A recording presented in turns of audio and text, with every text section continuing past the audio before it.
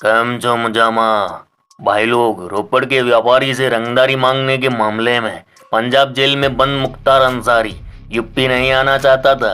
Uttar Pradesh gangland के सारे माफियाओं में सबसे बड़ा माफिया बोले तो मुख्तार अंसारी कई दशकों से यूपी में खून की नदियां बहा रहा था।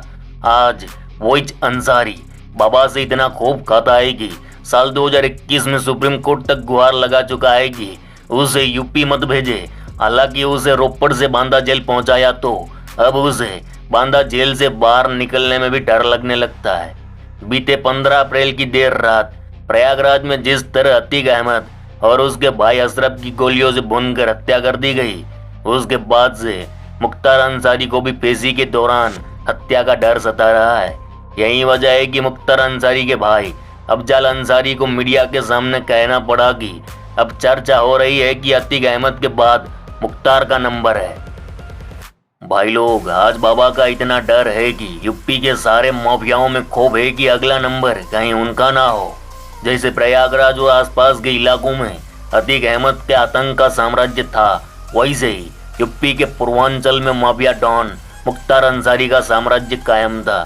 लेकिन योगी ने पूरे साम्राज्य को ध्वस्त कर दिया।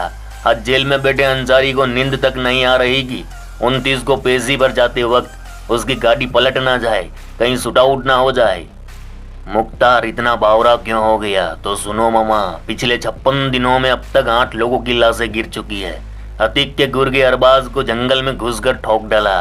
इसके बाद उस्मान का गेम ओवर कर डाला। इसके बाद असद और गुलाम को एनकाउंटर में ठोक दिया और फिर अतीक अहमद और अशरफ की लाशें गिरी। ये पूरा खेल देख जेल में बैठा मुख्तार अंसारी अक्खे अक्खा हिल चुका है। डर है कहीं योगी बाबा उसका टिकट ना काट दे, क्योंकि बाबा का अपना अंदाज है, बिना टोल टैक्स काटे डायरेक्ट यमराज के पास पहुंचा देता है। अरे मामा, खबर है कि 29 तारीख को मुख्तार की गाड़ी जेल से निकलने वाली है। उड़ती उड़ती खबर आई है कि 29 को मुख्तार की बारी है।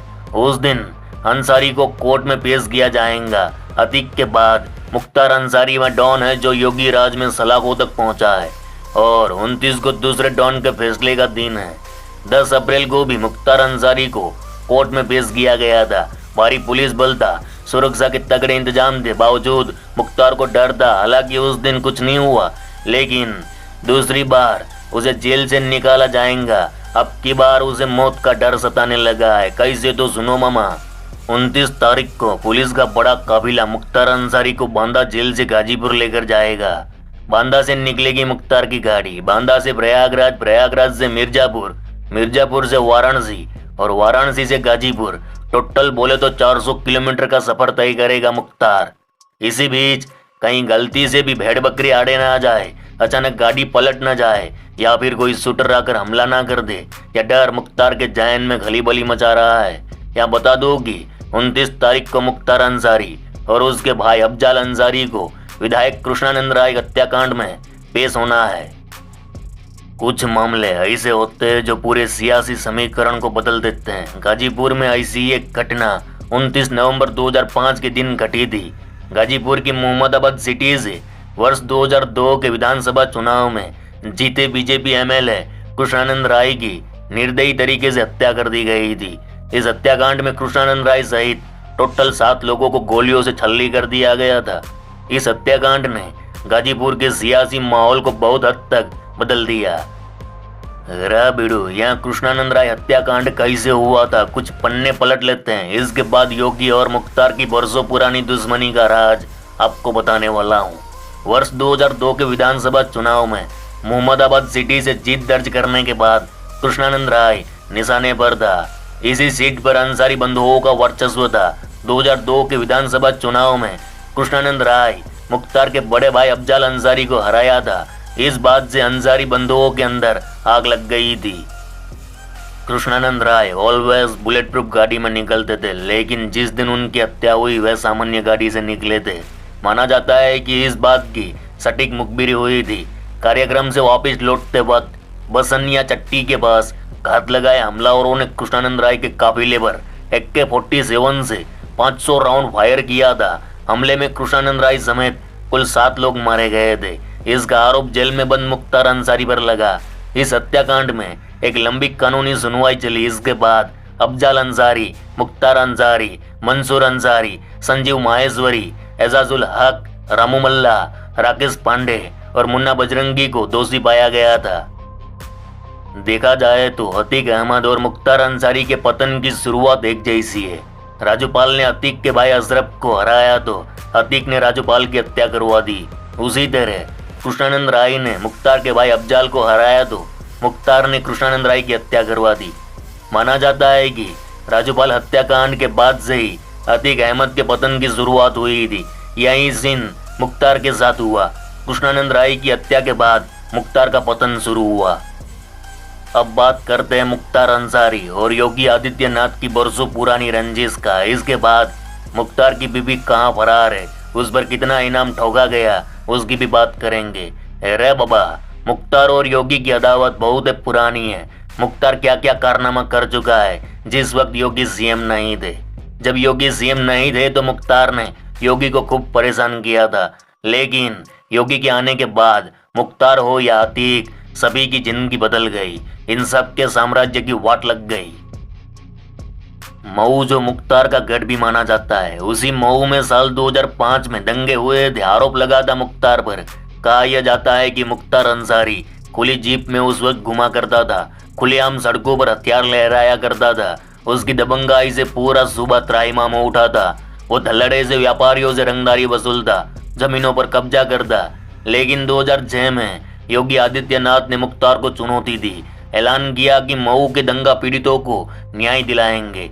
उस वक्त योगी गोरखपुर से सांसद हुआ करते थे। इधर योगी निकले मऊ की ओर, लेकिन उनको दोहरी घाट में रोक लिया गया। यह था मुख्तार का अत्याचार। इसके बाद 2008 में योगी ने और एक ऐलान किया। आजमगढ़ में आतंकवाद के खिलाफ रैली का ऐलान था। 7 सितंबर 2008 को यह रैली निकलने वाली थी। उसी वक्त योगी के खिलाफ आजमगढ़ में रैली निकाली गई। योगी की गाड़ी पर हमला किया गया। मुख्तार ने योगी के काफिले पर गोलियां चलवाई। यह बात हर कोई जानता था, लेकिन योगी की सुनने वाला कोई नहीं था। माना जाता है कि यही वह घटना थी जिससे योगी और मुख्तार के बीच भयानक अदावत शुरू हुई। पूरे यूपी में मुख्तार की मनमानी चलती थी। जब चाह वहां दंगा भड़का देता, कत्लेआम करता, जमीनें हड़प लेता, सरकारी ग्रांट लूट लेता। यानी वो जहां से था उस पूरे एरिया को इसने आतंक का साम्राज्य बना डाला था। लेकिन योगी के सत्ता में आने के बाद मुख्तार की उल्टी गिनती शुरू हुई। योगी ने इतने वार किए कि गिनती तक भूल गए। योगी ने मुख्तार की 285 करोड़ की संपत्ति पर बुलडोजर चला दिया। 180 करोड़ की संपत्ति जब्त कर ली। 150 से ज्यादा हथियारों के लाइसेंस रद्द कर दिए। मुख्तार के 900 से ज्यादा सहयोगी बिजनेस पार्टनरों के खिलाफ केस दर्ज हुआ। वहीं मुख्तार के 180 शार्पशूटरों को जेल में डाल दिया। वहीं 884 गुर्गों पर गैंगस्टर एक्ट लगा दिया गया। वहीं 13 अपराधियों पर मकोका लगा दिया गया। और तो और मुख्तार के सारे अवैध धंधे योगी ने बंद करवा दिए। माना जाता है कि अवैध धंधे बंद होने से मुख्तार को 200 करोड़ का नुकसान हुआ है। अब सुनो मामा, योगी ने यूपी के सबसे बड़े माफिया का साम्राज्य पूरी तरह तबाह कर दिया। साथ साथ पूरे परिवार को भी गुनाह के हिसाब से सजा दी। जैसे अतीक अहमद की पत्नी अपने पति के गुनाहों में साथ देती थी, जिस कारण आज फरार है। 50,000 का इनाम ठोक दिया गया। हजारों पुलिस वाले पीछे लगे हैं।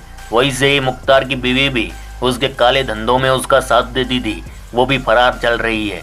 उसके ऊपर भी 50,000 का इनाम ठोक दिया गया है।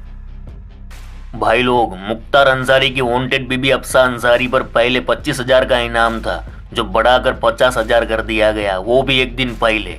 डरा धमकाकर जमीन कब्जाने का आरोप है अफसा पर। हालांकि पुलिस ने जमीन तो छुड़वा ली, लेकिन अफसा अंसारी फरार हो गई। अतीक की बीबी शाइस्ता परवीन की तरह अफसा अंसारी भी मुख्तार का काला साम्राज्य संभालती थी और आज योगी के डर से फरार है। यही नहीं, मुख्तार का बेटा और बहू भी रडार पर है। फिलहाल मुख्तार के अक्खे परिवार पर योगी का शिकंजा कसता जा रहा है। अफसा अंसारी मोस्ट वांटेड घोषित कर दी गई है। बड़े बेटे अब्बास अंसारी को कासगंज जेल में बंद कर दिया गया। वहीं अब्बास की बीवी निखत बानो चित्रकूट जेल में बंद है। अब मुख्तार के परिवार में कोई बचा है तो वह है छोटा बेटा उमर अंसारी। वो भी जल्द सलाखों के पीछे पहुंच सकता है। सूत्रों के मुताबिक मुख्तार अंसारी के जेल जाने के बाद पूरा नेटवर्क अब्बास ने संभाला, लेकिन अब्बास के जेल जाने के बाद निखत बानो एक्टिव हो गई, यानी अब्बास की पत्नी अपने पति के द्वारा दिखाए गए नक्शे कदम पर चलने लगी और आज जेल पहुंच गई।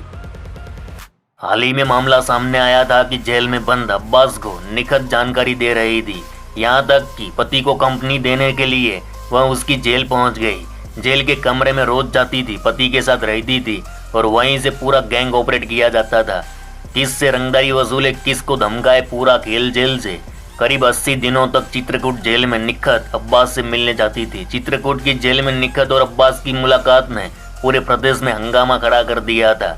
जब से यह मामला सामने आया तब से इस पूरे खेल में शामिल सारे पुलिस वालों पर भी कार्रवाई शुरू हो चुकी है और ये सिलसिला जारी है। वहीं मुख्तार का दूसरा बेटा उमर अंसारी भी पुलिस से बचता फिर रहा है। अवैध निर्माण से जुड़े एक मामले में लखनऊ एमपी एमएलए कोर्ट ने उमर अंसारी के खिलाफ गिरफ्तारी वारंट जारी कर दिया है। अब दूसरा बेटा भी सलाखों के पीछे जाएगा, यानी कई दशकों पुराना मुख्तार अंसारी का काला साम्राज्य, जो कई बेगुनाह, कई गरीबों की लाशों को चिड़ी बनाकर बनाया गया था, वह अब ध्वस्त हो चुका है और जो बचा कुचा है उसे भी निपटाने में लगे हैं योगी बाबा। तो 29 तारीख को पेशी होनी है। क्या लगता है, गाड़ी पलटेगी? कमेंट में जरूर बताना। चलो इस गुज्जू भाई का राम राम, मिलते हैं फिर।